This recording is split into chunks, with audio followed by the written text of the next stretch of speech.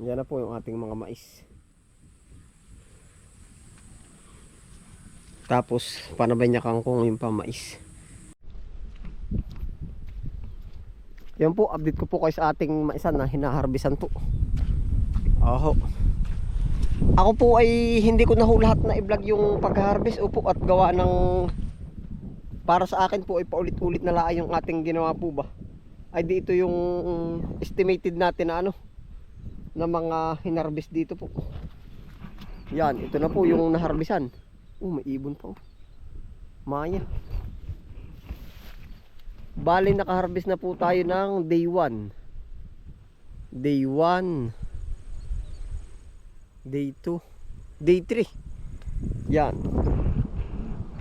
Day 1, day 2, day 3 na po tayo nakaharvest. May naiwan pa oh.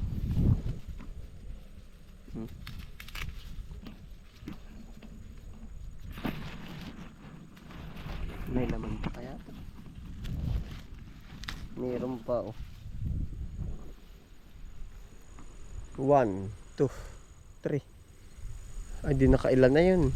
1, 2, 3, 4, 5, 6, 7. 7 iras na po. Tatalbugan yung mais ay hindi na nakikita yun pa oh. May nahaharaw pa tayo. Halaw. Hagis natin sa puno ng papaya para po hindi mawala. Yan, bukas ka natin babalikan. 7 plat na po yung napanguhaan.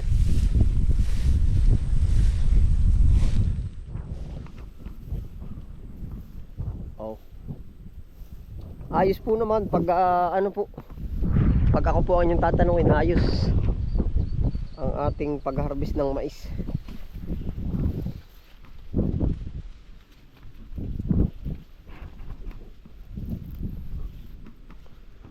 Oh. Yun pa, may mga naiiwan eh. Wala.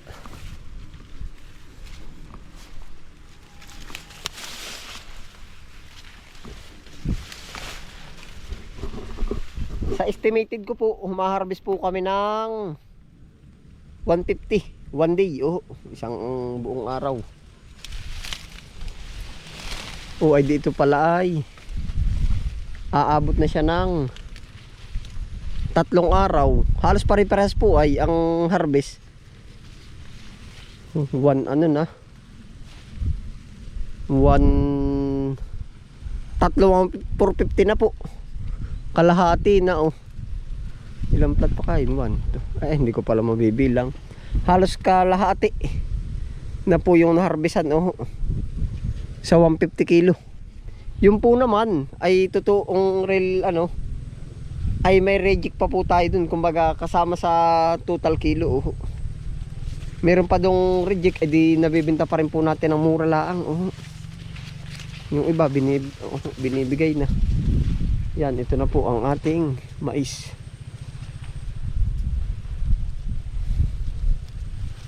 Ayos na rin po, halos masasambot na natin yung puhunan. Oh, naipa oh, malilim mo.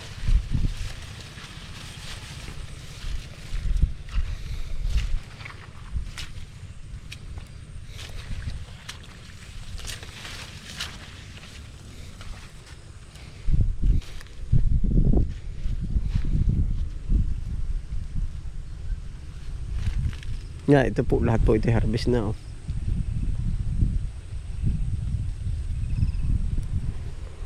Ang binta po natin ay 50 yung mga ano po, yung pang retail. Tapos ay 40 po yung maramihan. Tapos po yung medyo mas mga bungi-bungi pa, bungal-bungal, mas mababa pa po ang presyohan po. Kaya po hindi natin total na ngayon yung ating benta po ba. Kung naka 450 tayo, may reject, kumbaga mas good size, mas iba po ang presyo oh. Kaya kung ano po, kung kukwentahin natin, malagay na nating 400 na lang, less na yung 50 para po bang ganun no? Para mas madaling kwentahin. Yan, ito na po. Sa estimate ko po naman ay ano, Parang namamagitan po sa hati ay. Basta halos hati siya, hindi ko malaman kung malawak-lawak ito o halos patas lang po. Oo. Pero kung yung harvest po natin dito ay magiging kasing dami rin ng harvest dito na 450 ay ayos din, kulang-kulang din makakaisang tinulada ho tayo. Hindi pa po kasama itong kabilang side. Yan na po ang ating ganap sa ating maisan.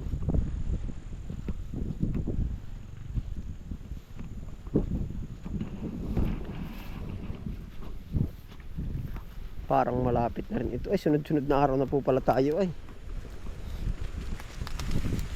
3 days pa pala yun maha-harvest pa natin bago tayo pala lilipat po dito.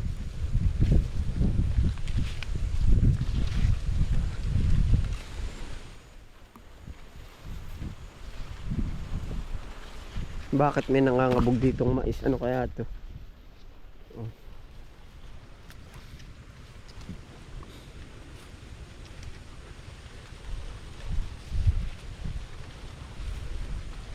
Hindi ko kagawa ito ng uwak. Ba't naman hindi butas ano?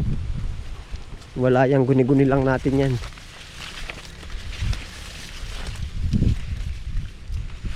Guni-guni.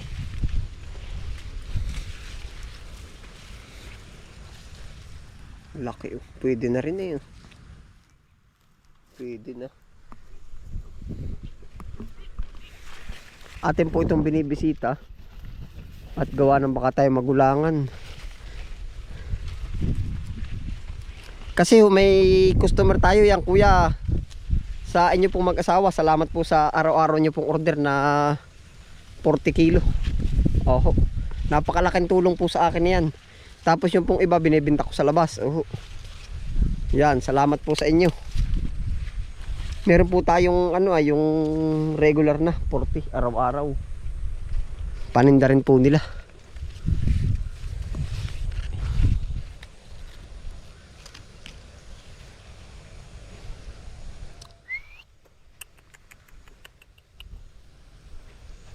Ito. Yan, ito na po ang update sa ating maisan. Baka ari pong isang nalaglag din ay nasagi natin nung nakaraan Baka nasagi natin.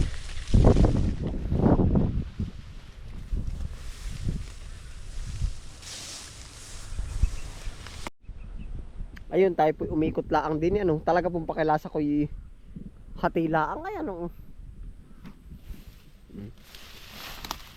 yan laki ng puso din kahit mababa Ang isang nagustuhan ko po dito sa ating tinanim na mais, ang dami niyang langgam kinakain niya yung mga meron din po natatamaan ay kinakain niya yung mga armyworm abot sila sa dulo, hindi po naman kinakain yung mismong bunga ng ating mais. Yan pa po ang ating i-harvest. 3 days pa pala 3 days pa.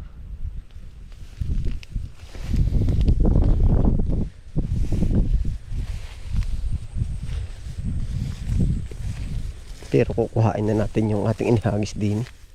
Sayang baka malikdang.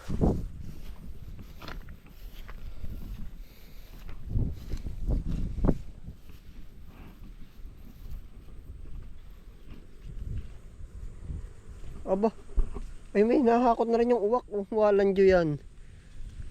Guni-guni Yan tinitikim na rin ang uwak. Uwak din pala, buti hindi tayo. Ang gitna noon. Walang dyo yan. Uwak po pala Nagut-gut Ari po yung mga wala ng laman Tago natin. Hinagis natin to. Ayun na.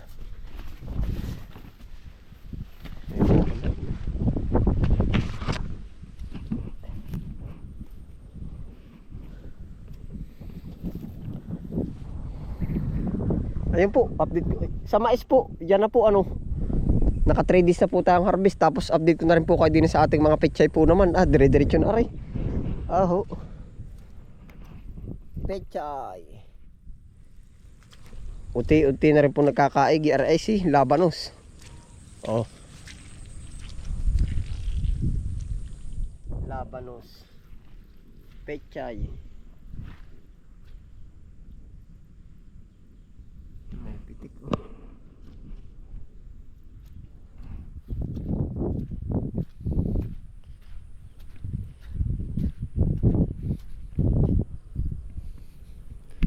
Ito po palang side na ito, bala ko na rin tamna ng mais.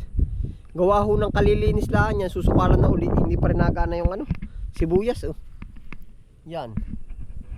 Mais na po. At pakaramdam ko sa mais ay tayo medyo bibigyan pa ng po. Bibigyan niya ng magandang bawi. Oho. Yan, ito po siguro susunod ko ng taniman yan. Walang dyan na ay pa yung pinagkainan ng uwak oh. Uwak. Tatago natin sa mga para hindi nila maditik. Tapos ari po naman ay yung ating mustasa. Yan.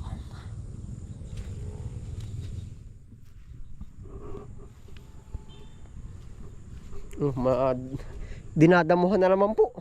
Ay, hindi pa naganda ang pananim. Kaya sabi ko mais na lang para matagal-tagal siyang habulin ng damo. Yan. Mustasa. Oh.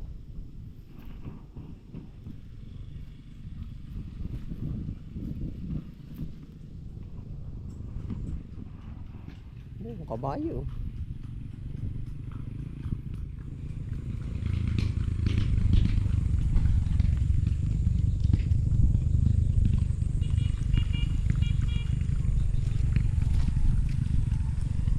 Yeah, ito po binabala ko mais na rin ang tatanim. Kasi sa mais, binibigyan niya tayo ng magandang way. Dito naman tayo babawi. Oho.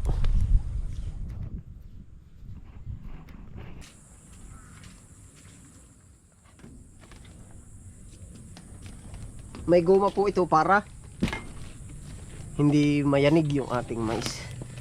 Yan, pansin niyo po may goma tayong. Yan. For safe po.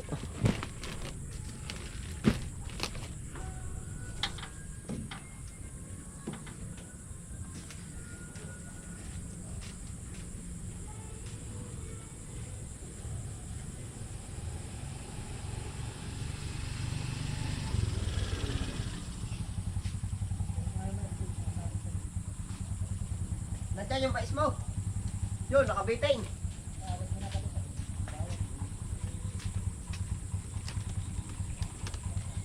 Nakarga ko rin. Bukas ba order ka ulit mais?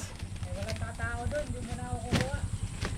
Ayan na lang ang kukuhain mo. Oo, yan lang muna. Yun po yung nakasabit. Marami pa naman pati yata. Ay, marami pa. Baka ilang araw pa. Kapalay magpapawid ko yan.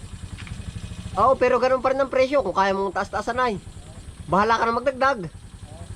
Magaganda na pati oh. Meron ulit akong pa-order oh. Walang tatao sa tindahan, ay bukas ay pasok na. Ay oo. Salamat ha. Ayos din ano. Akat siya at saka oh.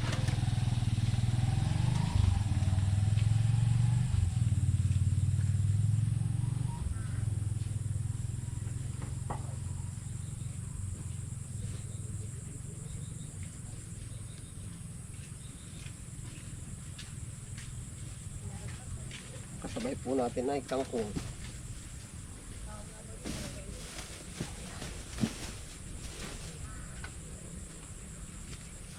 May mga nag-order po sa atin yan, yung dumaan. Oh. Yan na po yung ating mga mais. Tapos, panabay niya kangkong yung pamais. Yan, salamat po sa inyong pagsama po yan. Ingat po ang lahat. Happy lang po. Bye.